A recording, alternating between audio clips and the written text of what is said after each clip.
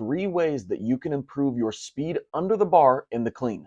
How do you train your squats? If all of your squats are slow and don't involve a bounce at the bottom, then you will likely not be comfortable catching cleans at the bottom of the squat, as this requires a significant amount of speed to be able to do so. There are a few ways that you can work on this. First, in your warm-up, practice not only pausing at the bottom of the squat, but feeling loose there.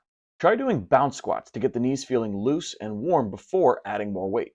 The second approach is to train all of your squats with a bounce. How you do anything is how you do everything. If you want to catch cleans low, then you need to squat low, and you need to squat low fast. Simply adding in a bounce to your squats can be a great way to work on this. Though if you are not used to it, I would recommend taking the weight down a little bit, as the most common problem when adding a bounce into your squats is the chest falling forward out of the hole.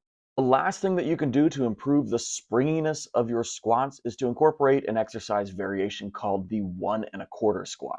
These give you an extra opportunity to practice the bounce in your squat and to learn the timing of how to do so without letting the chest fall forward. Pro tip, if you are just looking to improve your squat and you struggle with falling forward out of the hole, this is a great way to work on this. How good is your mobility? If you want to catch cleans in a squat, you need to have good front rack mobility. Not just the ability to get into the front rack position, but how quickly can you get into the front rack position. If your front rack mobility is trash, then I recommend hanging from a pull-up bar with an underhand grip. Try to accumulate a minute to 90 seconds every day, and bonus points if you do this in between your empty barbell warm-up sets. This is my go-to exercise for improving an athlete's front rack position immediately. If you need to improve the speed of your front rack position, but you can achieve a good front rack position, then it can likely just be a technique issue. If you hold too much tension in your grip, your arms, or your lats, then it's likely going to cause a very slow turnover. If this is something that you struggle with, try using the tall clean, being intentional to use the arms to be active in the pull under, but not enough to slow the rest of the turnover down. A good way to practice this is to drill opening the hands in the catch position.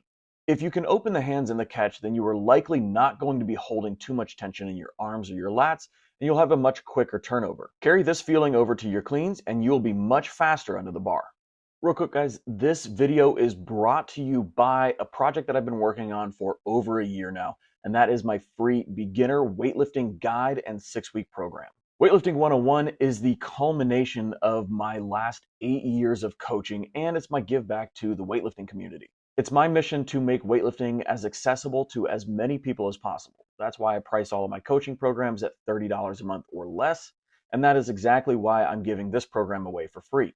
I've also included 2 free guides as well. Mobility 101, which outlines my 3-step process for improving mobility for the Olympic lifts, and Accessories 101, which is my framework for choosing accessory work that actually works. And you can get all of this at the link in the description.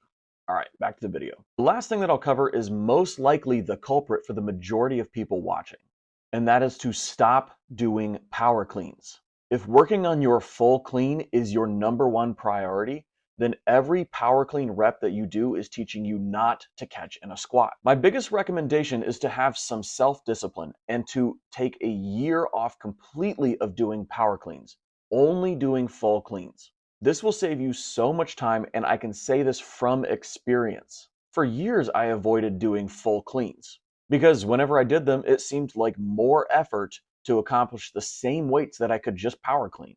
In fact, I once told another coach that I would probably never do a full clean again, and I would just power clean everything forever. Here's the thing, you get good at what you put your effort into. When I got back into weightlifting, I told myself that I would not power clean for an entire year, and I would only full clean as well as work on my front squat strength. And you know what? It worked. I'm now cleaning 30 pounds more than I can power clean. Shocker, I know. But if you're in the same boat, then take my advice. I guarantee you'll be stronger if you do so.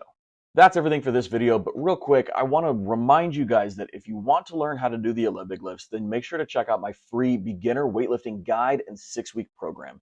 It's 105 pages full of video demos, tutorials, pictures to help you learn how to do the snatch and clean and jerk correctly the first time. So if you want to get access to this, as well as my Mobility 101 and Accessories 101 guide to improving your mobility and accessory work, then make sure to check both of those out at the link in the description below. We'll catch you guys on the next one later.